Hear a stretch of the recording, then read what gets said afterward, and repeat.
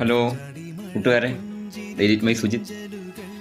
അപ്പോൾ നമ്മുടെ ജോലിയൊന്നും ഇല്ലായിരുന്നെന്ന് ഒരു ചേക്ക് കിടന്ന് ചോറിട്ടിട്ട് തുടങ്ങി. ഒരു 4 മണിയാകുമ്പം വിചാരിച്ച് ഇലയുടെ ഉണ്ടാക്കാണ്.